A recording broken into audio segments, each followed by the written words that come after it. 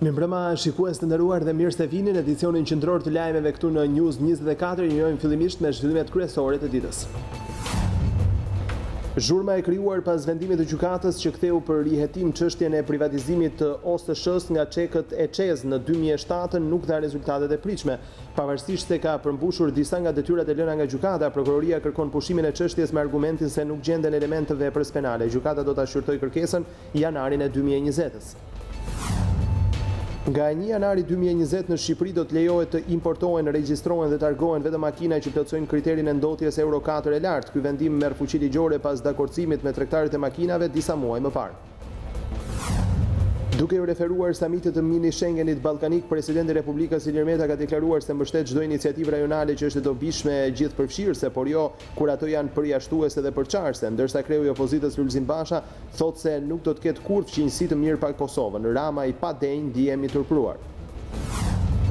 Kryeparlamentari Ruçi ka pritur sot në një takim sismologun e njohur grek Spiros Pavlidis për të folur për situatën pas tërmetit. Pavlidis kërkoi që ndërtimet e reja të mbështeten në rregulla strikte antisizmike, ndërsa ndërtesat ekzistuese të kontrollohen nëse mund t'i përballojnë tërmetet.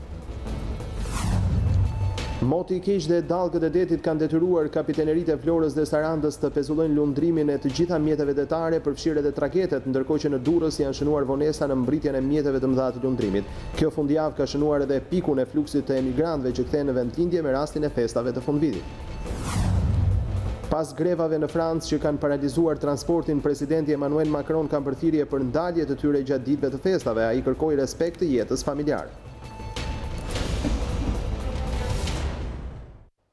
Ju njejmë tani më gjerësisht me zhvillimet kryesore. Zhurma e krijuar pas vendimit të gjykatës që ktheu për rihetim çështjen e privatizimit të OSSH-s nga çekët e ÇEZ në 2007 nuk dha rezultatet e pritshme. Pavarësisht se ka përmbushur disa nga detyrat e lëna nga gjykata, institucioni akuzës kërkon pushimin e çështjes me argumentin se nuk gjenden element të veprës penale. Gjykata do ta shqyrtojë kërkesën janarin e vitit 2020. Procedura e privatizimit të OSSH-s u hetua nga një komision hetimor parlamentar që pretendoi një dëm prej 414 milionë eurosh.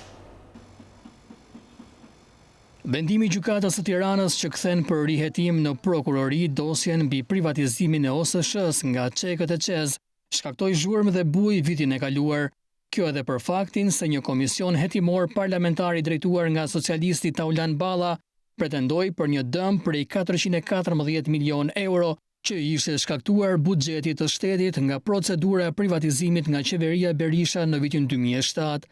Asë kohë institucioni i akuzës në kryeqytet i nisi me vrull veprimet hetimore, duke marrë mbrëmjeve vonë dëshmitë e ish-ministrit të ekonomisë Gens Rudi, si dhe shkëlzen Berishës, djalin e ish-kryeministrit Sali Berisha, ndërsa më kot tentoi prokuroria të siguronte dëshminë e biznesmenit Nue Kalaj, përderisa të gjithë letërporositë e dërguara në Kosovë dhe Francë u kthyen mbrapsht pa ndonjë të dhënë me interes për hetimin e çështjes.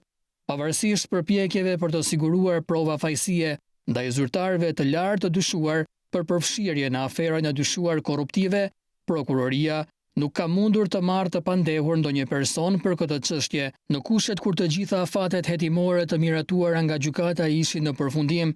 Institucioni i akuzës vendosi të mbyll dosjen. Burime pranë gjykatës së Tiranës konfirmuan për News24 se pranë sekretarisë së institucionit është paraqitur kërkesa e prokurorit për pushimin e çështjes. Burimet thanë se gjykatësi Lazar Sallaku ka caktuar datën 11 janar 2020 për shqyrtimin e kërkesës dhe do të vendosë për fatin e dosjes së shumë përfolur, e cila përgjatë 2018-s u shndërrua në objekt debati mes mazhorancës dhe opozitës. I njëjti gjyqtar e pati kthyer çështjen për rihetim me argumentin se prokuroria kishte kryer hetime të mangëta. Tashmë, ai duhet të shohë nëse prokuroria i ka kryer të gjitha detyrat e lëna prej tij, dhe nëse vendimi i marrë në finale është ose jo konform ligjit, ndërsa e pranon kërkesën e institucionit të akuzës, afera pretenduar korruptive konsiderohet një kapitull i mbyllur, në të kundërt dosja e shumë përfolur mund të shkojë në duart e prokurorëve të prokurorisë së posaçme, ndryshe SPAK.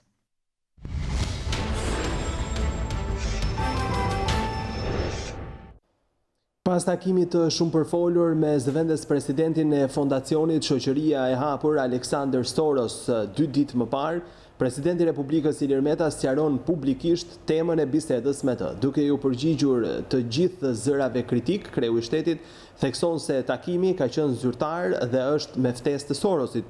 Meta sqaron se pas akuzave të tij ndaj ndikimit të Fondacionit Soros në reformën në drejtësi ka pasur shumë kërkesa për takim, ndaj dhe sipas tij do të ishte jo etike të shmangej një takimi të drejtë për drejtë për të shprehur këto shqetësime edhe nga afër. Meta tregon edhe 3 temat e diskutuara me Aleksandr Sorosin në presidencë, të cilat janë përqendruar në kapjen e drejtësisë sipas tij nga kryeministri, përkeqësimi i lirisë së medias dhe të lirisë së shprehjes dhe gjallërimi i shoqërisë civile në vend kundër shkeljes së të drejtave të njerëzit dhe dhunimit të vlerave të demokracisë. Ndërkaq mes tyre është folur edhe për menaxhimin e pasojave të tërmetit të 26 nëntorit. Po kështu presidenti thotë se mini Schengeni ballkanik nuk ka qenë temë e bisedës me Soros. Lidhur me të ashtu quajturin mini Schengen, unë e kam bërë të qartë publikisht e në mënyrë të përsëritur se çdo iniciativë rajonale është e dobishme, kur është gjithë përfshirëse e jo përjashtuese, kur udhëhiqet nga partneriteti dhe jo paternalizmi, kur sjell kohezion dhe jo konfuzion. E aq më tepër përçarje, shkruan Meta në Facebook. Ndërsa në një intervistë për televizionin bosnjak, presidenti Meta i ka bërë thirrje Serbisë të ndalojë fushatën kundër integrimit të Kosovës në nismat rajonale e institucionet ndërkombëtare. Kryedemokrati Lulzim Basha fajson qeverinë dhe kryeministrin Rama për qëndrimin e mbajtur në samitin e 3 të mini Schengenit në raport me Kosovën. Në një postim në rrjetin social Facebook, Basha shkruan se qeveria shqiptare duhet ta kishte bllokuar zhvillimin e samitit radhës deri kur Serbia të pranonte dhe të kërkonte falje për masakrën e Reçakut, që vetë presidenti Vučić e ka mohuar. Partia Demokratike ka shtuar kritikat ndaj qeverisë për qëndrimin në samitin e 3 të mini Schengenit ballkanik mbajtur një ditë më parë në Durrës. Përmes një komenti të gjatë në rrjetin social Facebook, kryetari i Partisë Demokratike Lulzim Basha tha se nuk mund të ketë bashkëpunim mes vendeve të Ballkanit Perëndimor duke përjashtuar Kosovën.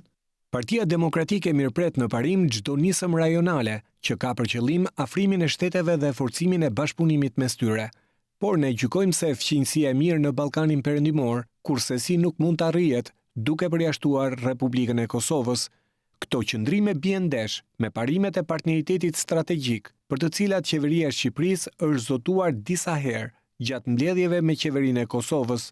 Ato shkelin hapur marrëveshjen 2 shtetërore për unifikimin dhe koordinimin e politikës së jashtme të 2 vendeve tona. Për kreun e Selis Blu, Shqipëria nuk duhet të ishte bërë pjesë e samitit të 3, e jo më ta organizonte atë të paktën derisa Serbia të pranonte masakrën e kryer nga policia speciale ushtarake dhe paraushtarake serbe në fshatin e Reçak më 15 janar 1999, të cilën vetë Vučić e ka mohuar. Theksoi se i ashtuquajturi samiti mini Schengenit ndodhi në Durrës, vetëm pak ditë pasi Serbia mohoi masakrën e Reçakut në vijim të përpjekjeve për të revizionuar historinë e krimit të saj shtetëror. Kjo fyerje për Kosovën dhe mbar kombin shqiptar do duhet të ishte mjaftueshëm argument për të mos ta mbajtur atë aktivitet deri në kërkesën e ndjesës nga Serbia. Ndihemi turpëruar që qeveria shqiptare nuk demonstron empati dhe përgjegjësi për plagët e pambyllura të Kosovës, pikrisht në këtë periudhë kur populli i saj u ngriti gjithi në këmbë e me zemër të hapur në solidaritet për të ndihmuar, si e me sa mundeshin, familjet e prekura nga tërmeti, ndërsa kryeministri i padenjë i Shqipërisë u shpërblen duke nëpërkëmbur të gjitha figurat e larta të shtetit të Kosovës. Mëtej kryedemokrati Basha ngreh hije të forta dyshimin ndaj vetë mini Schengenit të iniciuar nga 4 shtete: Shqipëri, Serbi, Maqedoni e Veriut, Malizi. Është papërgjegjshmëri dhe dështimi i kësaj qeverie fakti që pikrisht gjatë vitit kur Shqipëria ka presidencën e CEFTA-s, në vend që ta konsolidojë këtë organizat e ta nxjisë zgjerimin me vende të tjera që aspirojnë integrimin europian, po e saboton atë, duke shtyrë përpara një nisëm të re që e rivalizon dhe i mbivendoset. Po kaq shqetësues është fakti se kjo nisëm u propozua pas refuzimit të BE-s për hapjen e negociatave me Shqipërinë dhe me Maqedoninë e Veriut, sepse lë përshtypjen e krijimit të një bloku të ri ekonomik dhe politik, si alternativë apo sfidë ndaj Bashkimit Evropian. Pavarësisht retorikës pro-perëndimore, Gjatë viteve të fundit, Serbia ka thelluar bashkëpunimin ushtarak me Rusinë. Të gjitha këto veprime të Serbisë hedhin hije dyshimi mbi orientimin gjeopolitik të një bloku të ri shtetesh ballkanike, ku shteti më i fuqishëm që shërben si lokomotiv e kësaj nisme flirton haptazi me Rusinë dhe nuk e ka të sinqert orientimin drejt perëndimit. Ne jemi të bindur se vetëm rotacioni politik dhe krimi një qeverie të re do ta çlirojë këtë potencial europianizues dhe do t'i hapë rrugë antarësimit të plotë të Shqipërisë në Bashkimin Evropian. Sekretarja e përgjithshme e Këshillit të Bashkëpunimit Rajonal, Majlinda Bregu, shprehet se mbështet çdo lloj nisme për krijimin e një treku të përbashkët për rajonin tonë. Sipas saj, mini Schengeni ballkanik do të mundësojë rritje ekonomike për këto vende dhe konkretisht, sipas Bregut, pritet një rritje e prodhimit të brendshëm bruto me 7%. Këshilli i Bashkëpunimit Rajonal mbështet nismat që kontribuojnë drejt një agende për krijimin e një tregu të përbashkët për rajonin tonë. Kështu shprehet sekretarja e përgjithshme e këtij këshilli Majlinda Bregu, e cila shtoi se këto nisma duhet të zhvillohen në nivel gjithëpërfshirës, sepse sipas saj është e pamundur të mbijetosh sfidave kur Ballkani sot nuk dallohet për zhvillim ekonomik të qëndrueshëm. Ne nuk kemi detyrë tjetër përveç se të nxisim, promovojmë dhe të mbështesim ide të cilat çojnë përpara bashkëpunimin rajonal. Pra ky është mandati që kemi, me predispozitën sigurisht që çdo lloj bashkëpunimi dhe çuarja përpara e marrëdhënieve më të mira, përmirësimi i nivelit të tregtisë rajonale, qoftë edhe projekte të tjera të përbashkëta të bëhen në nivel gjithëpërfshirës, sepse është e pamundur që të mbijetosh sfidave sot në një kohë kur i gjithë Ballkani nuk është se ka një zhvillim ekonomik të qëndrueshëm për të përballuar atë që po ndodh sot me gjithë sfidat globale. Sipas Majlinda Bregut, ky bashkëpunim rajonal, i ashtu quajtur mini Schengen, do të përkthehet në rritje ekonomike për këto vende dhe konkretisht sipas saj parashikohet një rritje prej 7% të GDP-s. Jap vetëm një shifër. Ne kemi të gjitha vendet e Ballkanit kanë mbi 70% të shkëmbimeve të tyre tregtare me Bashkimin Evropian. Por me njëri tjetrin jemi vetëm në nivelin 1.3%, që do të thotë që në rast se ne do të kemi të njëjtën ecuri të zhvillimit të marrëdhënieve të tregtisë, siç e kemi me Bashkimin Evropian, dhe ndërmjet vendeve tona, parashikohet një rritje prej 7% e GDP-s.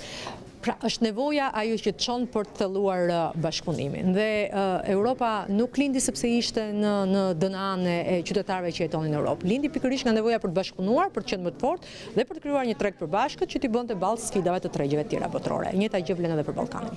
Takimi i kësaj të shtunë i liderëve të Ballkanit Perëndimor ishte i treti pas atij në Novi Sad të Serbisë dhe Ohër të Maqedonisë.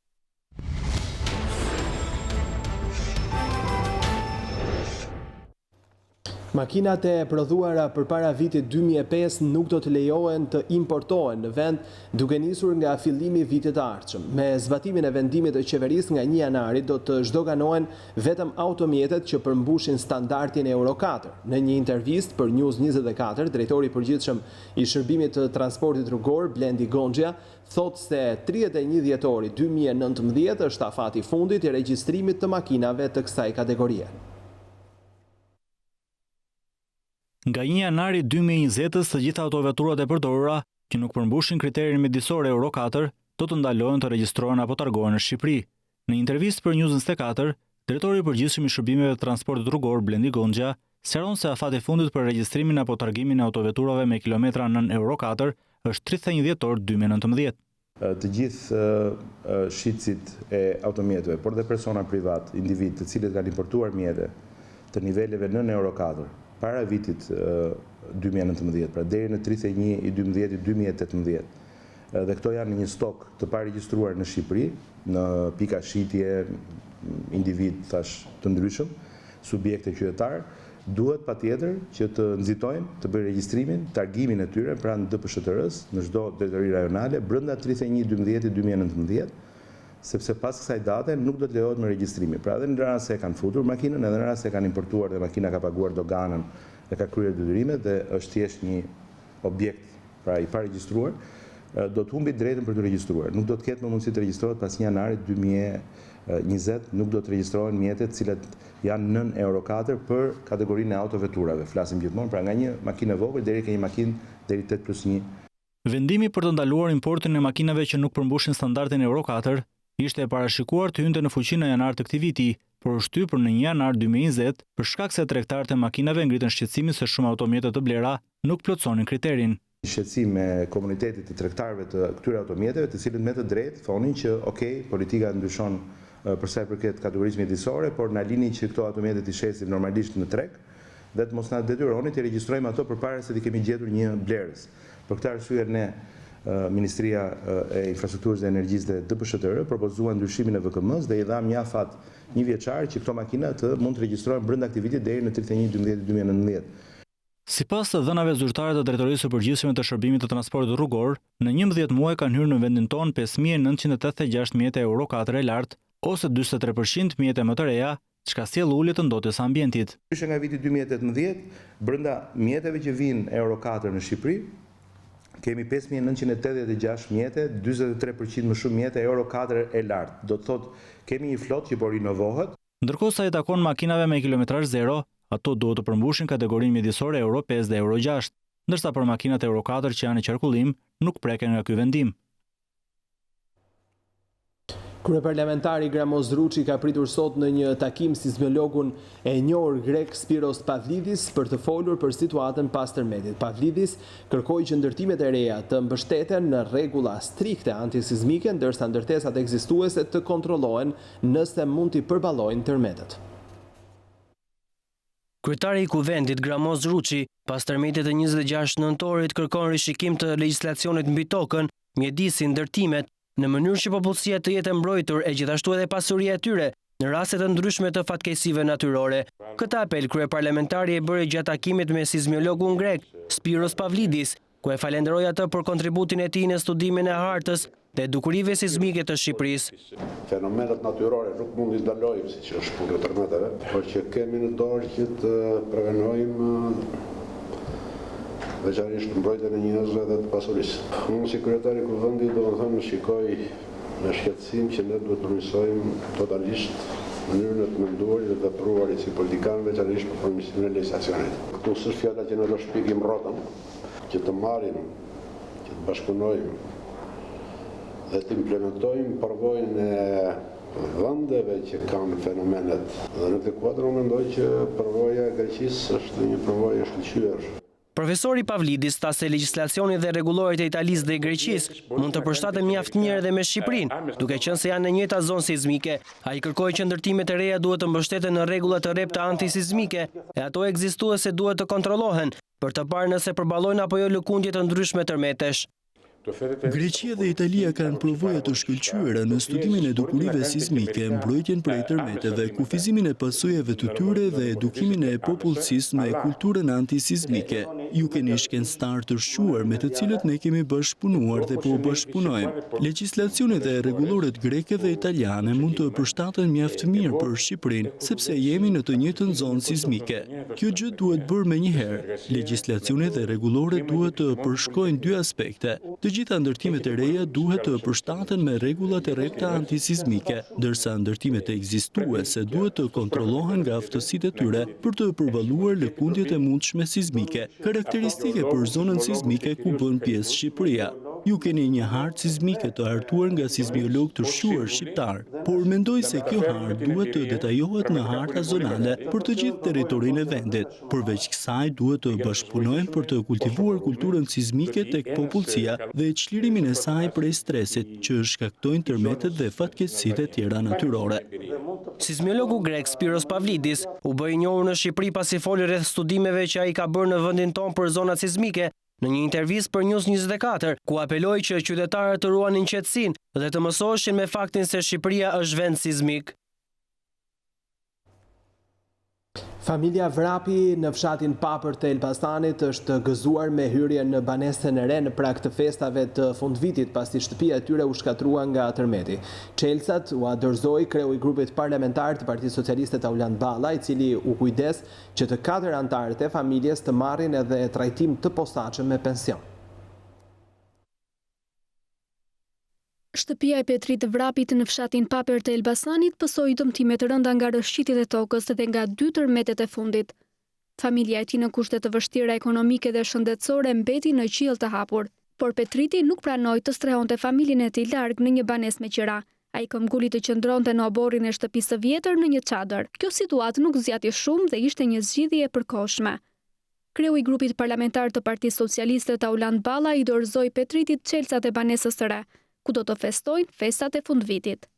Banesa e re u ndërtua fal solidarizimit të bizneseve, ndërsa shumë banorë të fshatit ndihmuan për ndërtimin e shtëpisë së re në pak kohë. Një pjesë, them drejtën, ka kontribuar dhe vullnetarisht dhe kjo ka qenë një gjë shumë e mirë, në fakt, sepse sa herë që bën ndërtime të tilla në favor dhe në mbështetje të familjeve sikurse ju jeni, ose sikurse ishit më atë hall që pa të zënë nga dëmtimi i shtëpisë nga tërmeti, është mirë që dhe fshati të kontribuojë. Shqipëria ka shumë solidaritet mes vetes.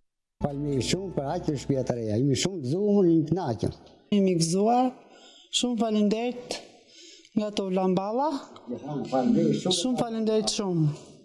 Balla është kujdesur që të 4 anëtarët e familjes vrapit të marrin trajtim të posaçëm me pension dhe kujdes social. Gëzuar vitin e ri, ta gëzoni vitin e ri në shtëpitë e re.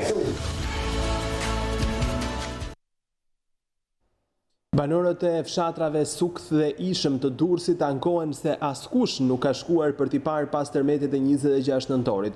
Këto janë denoncimet që sjellin një përfaqësi ish deputetësh të Partisë Demokratike pasi panë situatën nga afër.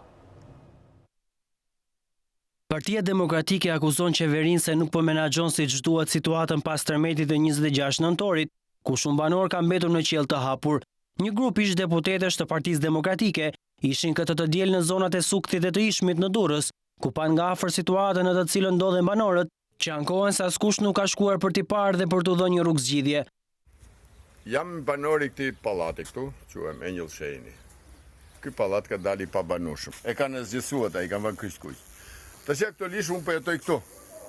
Me këtë jam veti tret, vinë edhe mbesa e nipër që flem këtu në këtë që kam se juve. Dhja kur dhja shien baj me dore heq ultin ta pjetë që mikën, po që unë pikolojnë të pasajnë, që kam hapur këtu. S'ta shikon njeri me sy fare, sa ka ardhur njeri fare. Jo, se pretendon që ka ardhur, ka konstatuar gjitha dëmet dhe ka ngjerë faturën. Mos ka ardhur as njeri. Ai e ka pas. As njeri s'ka ardhur. Ndihmë, ku ka, super ndihmë as gjithë s'ka ardhur. As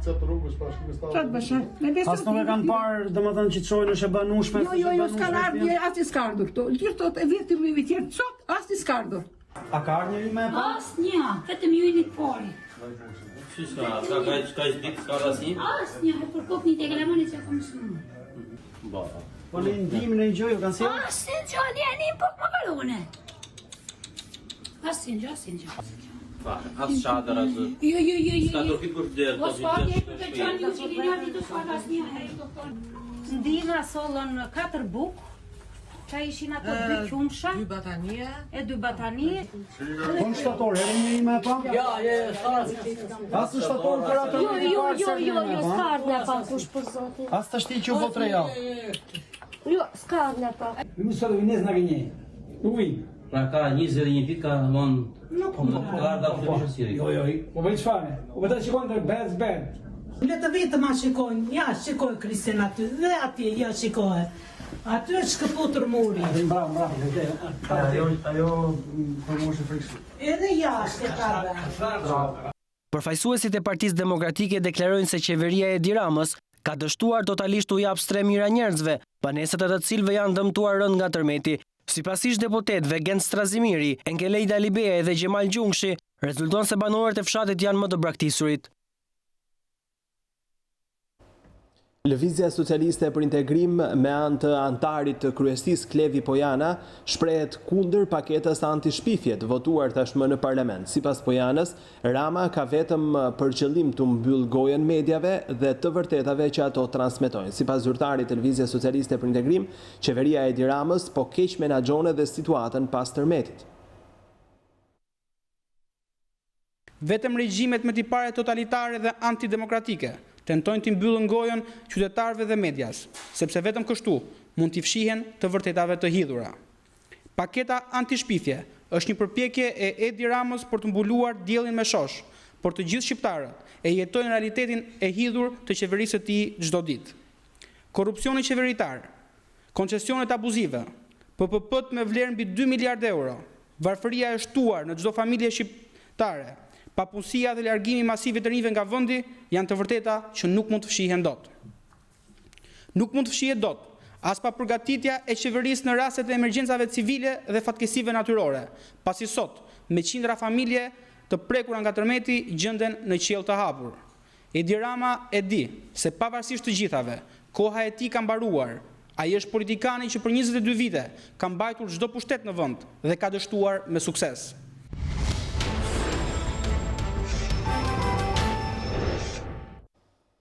Stuhia dhe rreshet e dëndura të shiut kanë shkaktuar probleme në kryeqytet. Rreshet intensive brenda pak minutash regjistruan mjaft milimetra shi, të cilat sollën edhe probleme në rrugët e qytetit për automjetet dhe këmbësorët, por edhe dëme materiale. Lumi Lana pësoi një fryrje në pjesën fundore të qytetit pranë zonës së njohur si Pallati me shigjeta, duke rrezikuar edhe përmbytjen e banesave në Unazën e Re, ndërsa stuhia solli shkëputjen e materialeve nga terrasat e pallateve, ku konkretisht në rrugën Fortuzi u dëmtuan 2 automjete që ishin parkuar pranë pallatit, por fatmirësisht pa probleme në njerëz. Rreshet e shiut në Zall Bastar thuajse izoluan banorët pasi vërshimi i ujit ka bërë të pamundur kalimin në urën e improvizuar. Denoncimi vjen nga Partia Demokratike, e cila deklaron se janë mbi 1000 banorë të zonës që kalojnë në të vetmen urë që kanë çdo ditë duke rrezikuar jetën e tyre. Moti keq dhe dallgët e detit kanë detyruar kapiteneritë e Vlorës dhe Sarandës të pezullojnë lundrimin e të gjitha mjeteve detare përfshirë edhe tragetet, ndërkohë që në Durrës janë shënuar vonesa në mbritjen e mjeteve të mëdha të lundrimit. Kjo fundjavë ka shënuar edhe pikun e fluksit e migrantëve që kthehen në vendlindje me rastin e festave të fundvitit. Kushtet e vështira atmosferike dhe era e fortë kanë krijuar probleme kryesisht në lundrimin e mjeteve gjatë kësaj fundjave. Për shkak të motit të trazuar, erës së furishme dhe dallgëzimit i cili në det të hapur shkon deri në 8 ball, nga pasditja e të shtunës është anulluar lundrimi në portin detar të Vlorës. Një tragedie e cili u nis një ditë më parë nga Brindisi me 150 pasagjerë në bord, ka mundur të ankurohet vetëm rreth orës 5:30 të mëngjesit të së dielës në portin e Vlorës. Për shkak të kushteve të rënduara të motit, tragedi pasi ka zbarkuar pasagjerët, nuk ka mundur të ankorohet dhe për të shmangur përplasjet me kalatën, ka dalë sërish në det të hapur.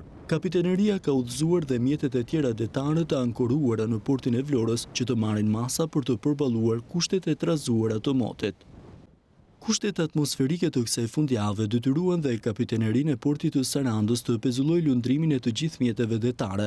Sipas kapitenerisë së portit në Sarandë, bëhet e ditur se për shkak të valëzimit në det 5 ball dhe shpejtësisë së erës 35 km/h në drejtimin veri-perëndim, linja detare Sarandë-Korfuz dhe Anasjeltas nuk do të funksionojë deri në qetësimin e kushteve atmosferike. Gjithashtu edhe peshkaregjat nuk janë lejuar të dalin në det.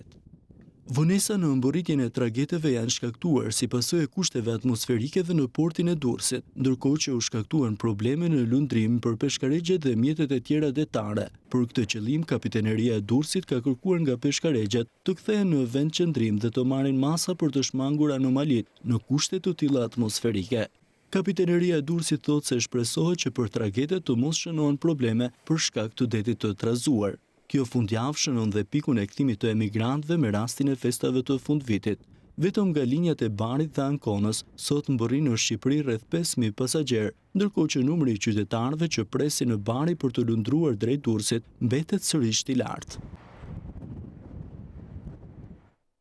Meteorologja Djola Bani në një lidhje telefonike për News24 është shprehur se gjatë fundjavës rreshtet më të dëndura të shiut janë shënuar në zonat veri perëndimore deri në 75-80 mm, ndërsa në orët në vim do të ketë përmirësim të dukshëm të motit, shoqëruar edhe me rënje graduale të temperaturave në të gjithë vendin. Orët vijuse në fakt do të sjellin përmirësim të dukshëm të kushteve atmosferike dhe të rreshjeve kryesisht në gjysmën perëndimore të territorit shqiptar, por problematike do të vijojnë të mbeten në zonat lindore, në gjysmën lindore, deri në orët e vona të mbrëmjes. Ndërsa nata dhe pjesa e parë e ditës së hënë do të sjellin rreshje do të vijojnë të mbeten prezente, por do të jenë të pakta në pjesën më të madhe të vendit, ndërsa duke filluar nga mbrëmja e së hënës dhe java në vijim do të paraqiten kryesisht me ksjellime.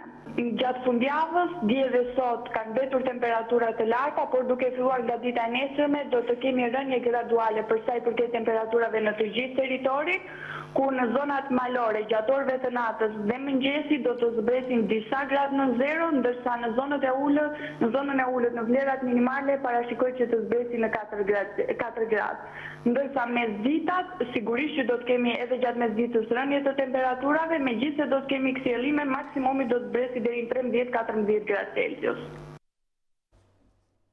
Në Gjirokastër ujërat vërshuan në disa prej akseve rrugore, në disa rrugë shënuan bllokime të përkohshme, ndërsa liçeni Virojt rrezikoi daljen nga shtrati, nëse rreshjet do të vijojnë me këtë intensitet. Rreshjet e dendura të shiut gjatë 24 orëve të fundit kanë shkaktuar probleme edhe në Gjirokastër. Si rezultat i erës së fortë dhe rreshjeve të shiut në grykën e Këlcyrës janë rrëzuar disa pisha të cilët bllokuan rrugën automobilistike Këlcyrë-Tepelen për disa orë. Prurjet e lumit vjoz dhe drino kanë shënuar rritje të nivelit në mbi 3 metër. Raportimet nga terreni flasin për bllokim të rrugës në fshatin Lazarat gjatë orëve të para të ditës. Liçeni Virojt ka rritur nivelin e prurjeve dhe nëse ritmet e rreshjeve do të vijojnë me të njëjtin intensitet, rrezikon dalja nga shtrati dhe e vërshimi në rrugën nacionale. Rreshjet e shiut në Lezhë kanë krijuar problemet e para, prurjet e shumta kanë bllokuar rrjetën e kullimit, teksa uji ka vërshuar në sipërfaqe. Situata më problematike u evidentua në lagjen Beslidhja, ku një pjesë e kësaj zone ishte nën pushtetin e ujit, çfarë ka vështirësuar edhe qarkullimin e udhëtarëve dhe mjeteve. Lezhë dhe më parë në kohë me rreshje ka pasur probleme me përmbytjet dhe me vërshimin e ujrave. Rabeshe shiu dhe erë fortë është regjistruar edhe në Berat, ku si pasojë janë rrëzuar disa pemë, ndërsa shiu ka përmbytur disa nga rrugët kryesore të qytetit, duke vështirësuar lëvizjet jo vetëm të automjeteve, por edhe të këmbësorëve në rrugë, ku më problematike situata paraqitet në aksin Spital Uznov, ku i ka mbuluar edhe trotuarët anësor të rrugës. Era e fortë nuk kurseu as dekorin e qytetit, pasi ka shkatruar shumë zbukurime në sheshin Qendror, në pedonale dhe në lulishten e qytetit. Po ashtu, si pasojë e rreshjeve të dëndura të shiut të rëna gjatë 24 orëve të fundit, lumi ishëm ka dalë nga shtrati, për pasojë disa 10 hektar tokë bujqësore në fshatin Mallkuq dhe Murqin janë përmbytur. Sipërfaqja e përmbytur vijon të zmadhohet, pasi prurjet po vijojnë të rriten. Gjithashtu, rreth 30 banesa në fshatin Murqin janë të rrethuara nga uji, si dhe rruga që lidh lagjet e përmbytura me pjesën tjetër të fshatit është e bllokuar nga uji. Pak ditë pasi protestuan për investimin e gabuar nga ana e bashkisë, banorët e fshatit Gos e vogël në bashkinë e Rogozhinës u përballën me përmbytje sapo filluan rreshjet. Shkak është bërë vendosja e tombinos me diametër më të vogël se prurjet e përrejve që përshkojnë fshatin.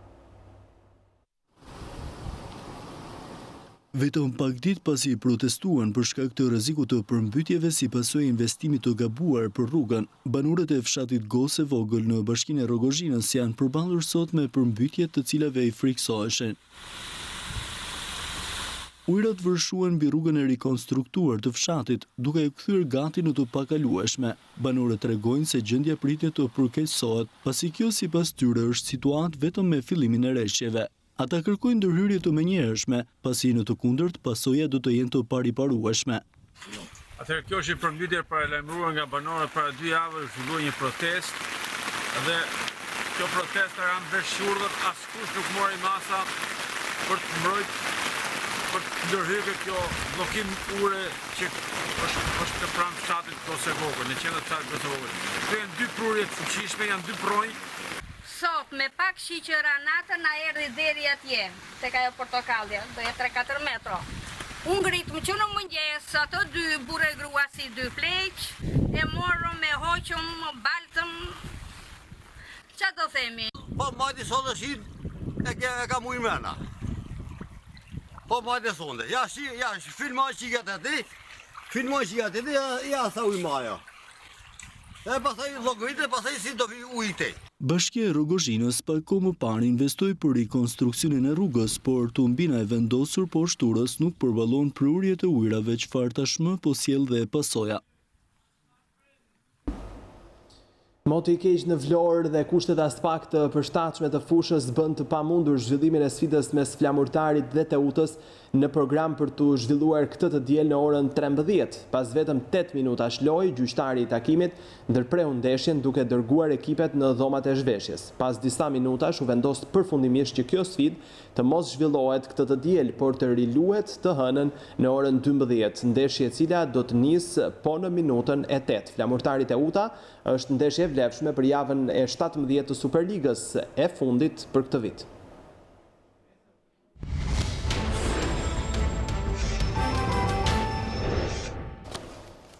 18 vjeçari Devis Hoti, dyshuar si vrasës i kushëririt, doli sot para togave të zeza në Korçë, duke mohuar sërish autorsinë. Gjykata nisur nga provat e relatuara nga prokuroria vendosi arrest me burg për 18 vjeçarin, i cili mëngjesin e të dielës dyshohet se qëlloi 8 herë me thik kushëririn dhe më pas tentoi ta djegë për të humbur gjurmët.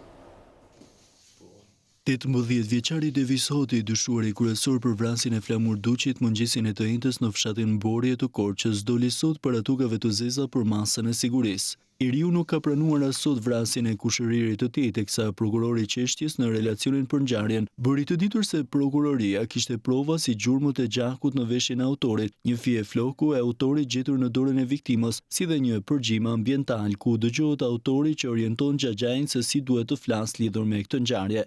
Përveç se ka mohuar autorsinë, Devis Hoti nuk ka folur më tej, teksa gjykata ka vendosur masën e sigurisë arrest me burg, duke hedhur poshtë kërkesën e avokatit për ta lënë atë në arrest me burg për 30 ditë ose arrest shtëpie.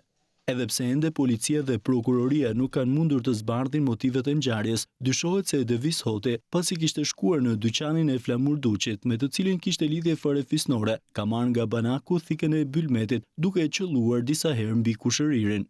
Nga provat e mbledhura në vendin e ngjarjes, rezulton se autori dhe viktima janë përleshur me njëri tjetrin, teksa Duqi nuk ka mundur t'i shmangej goditjeve më thik të 18 vjeçarit, thika e të cilit depërtoi 8 herë në trupin e viktimës.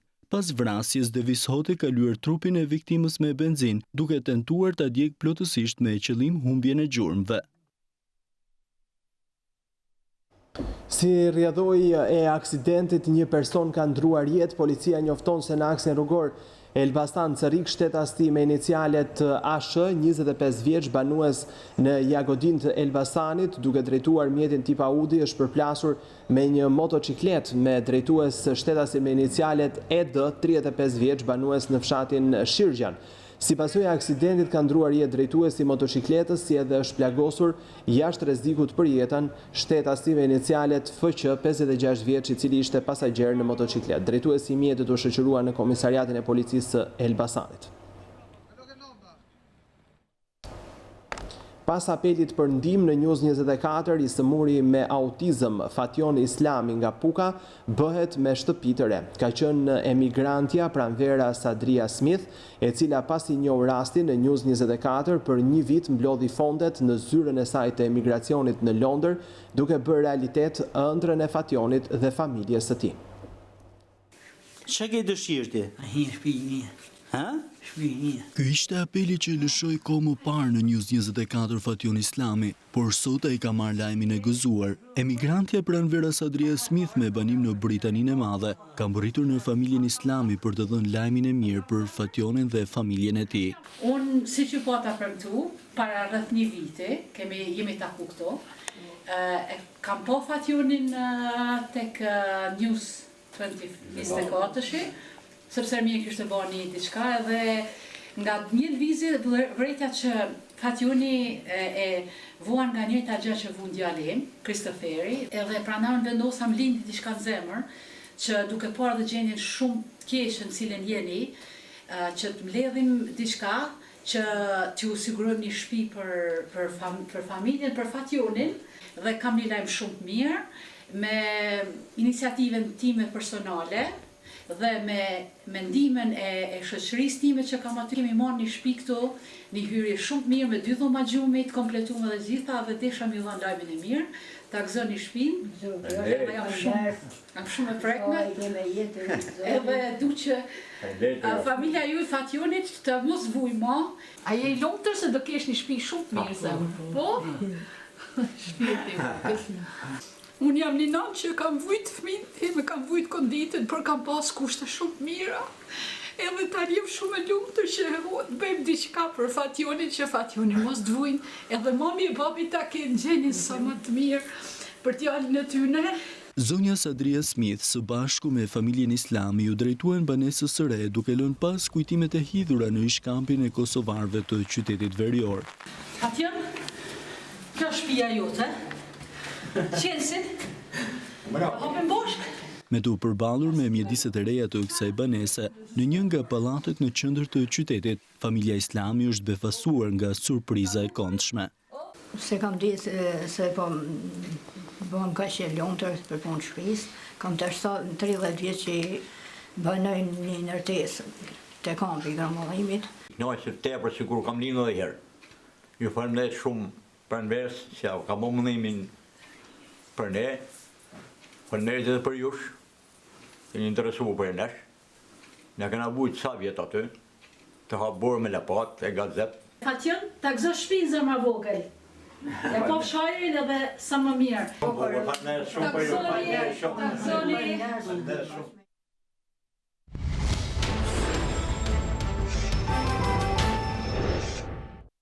Kryeministri në largim i Kosovës Ramush Haradinaj ka shpjeguar arsyet e shpenzimit të fondit rezerv të shtetit pas konfirmimit të Ministrisë të Financave se ky fond është zero. Haradinaj shpjegoi se këtë vit ky fond është shpenzuar i gjithi pasi një pjesë e tij shkoi për Shqipërinë pas tërmetit tragjik.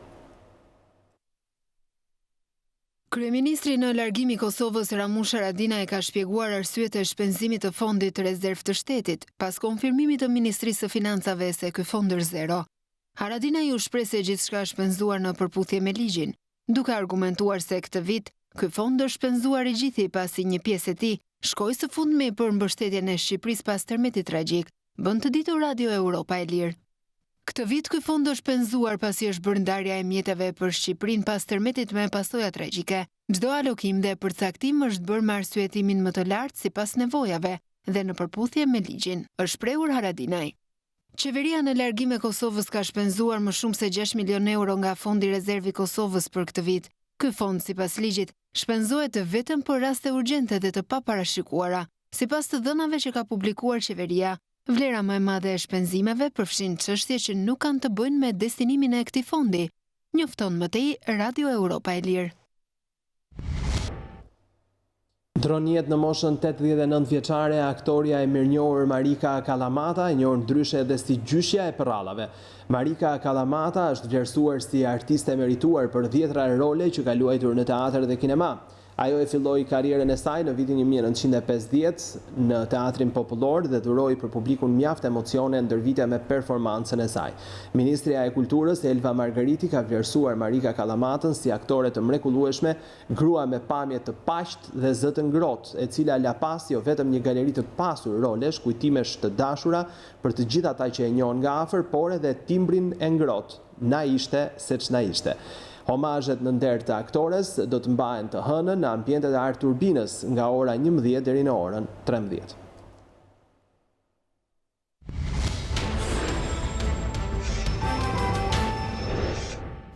Flasim tani për sport. Kuksi ka përmbushur misionin e parë të këtij sezoni në Super League duke u shpallur kampioni dimrit. Skuadra e Shpëtim Duros barazoi 1-1 kundër Skënderbeut, por gjithsesi ruan vendin e parë në renditje për vitin 2019.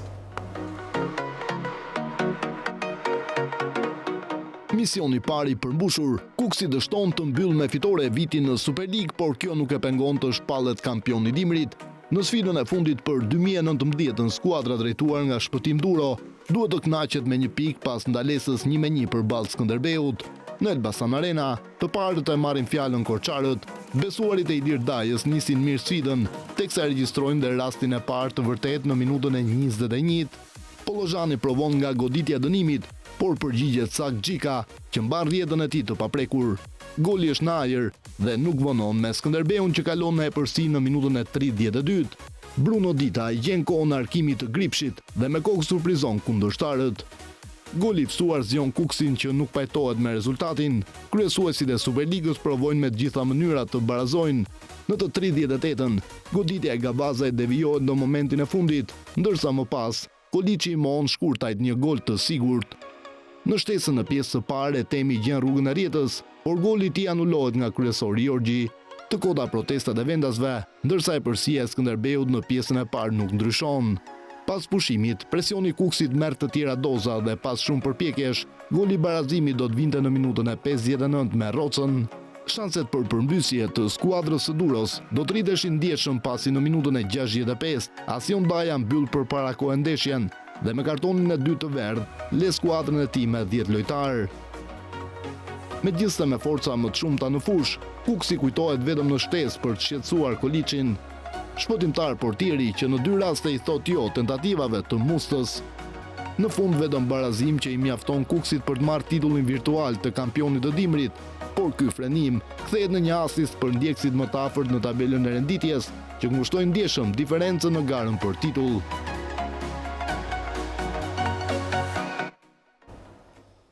Tirana thyen Laçin në transfert me rezultatin 2-1 duke siguruar fitoren e 3 radhas, një fitore që mbran kryeqytetasit në garë për titullin kampion.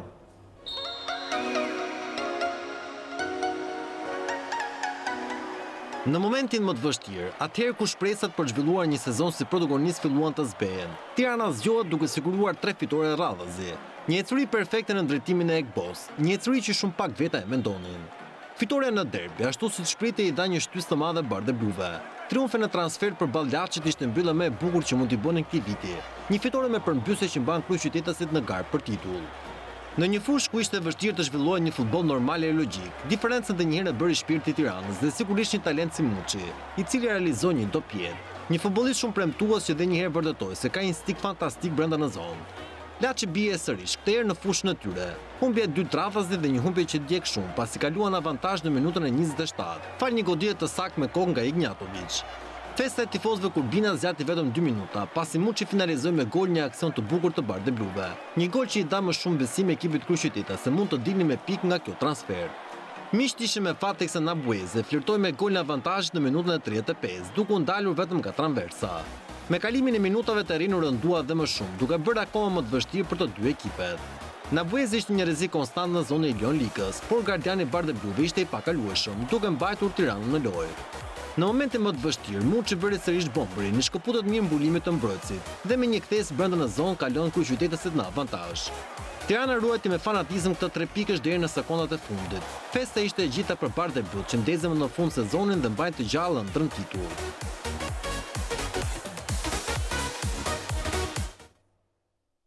Partizani rikthehet tek fitoria duke mposhtur Vllaznin me rezultatin minimal 1-0, një fitore që mban të kuq në garë për titull.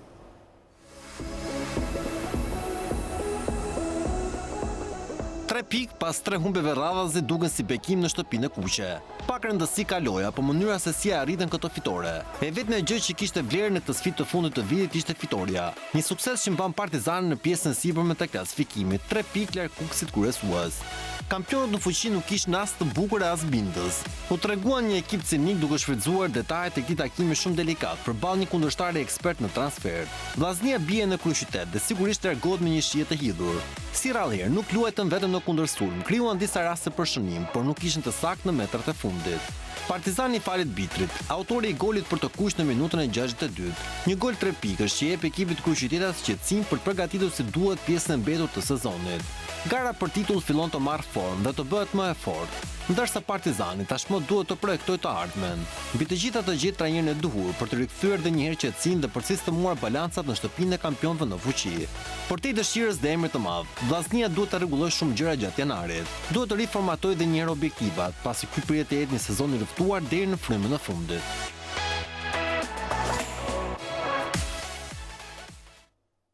Përfunduam këtu, shikues të nderuar, por për më shumë informacion në çdo moment të ditës, ju mund të klikoni në faqen balkanweb.com, aty mund të ndiqni transmetimet tona në çdo moment në live stream. Një tjetër mënyrë për t'u informuar gjithashtu edhe faqja online e gazetës shqiptare, ndërsa transmetimet e News24 mund t'i dëgjoni edhe nëpërmjet valve të radios News24. Përfunduam këtu, shikim të këndshëm programe me vazhdim.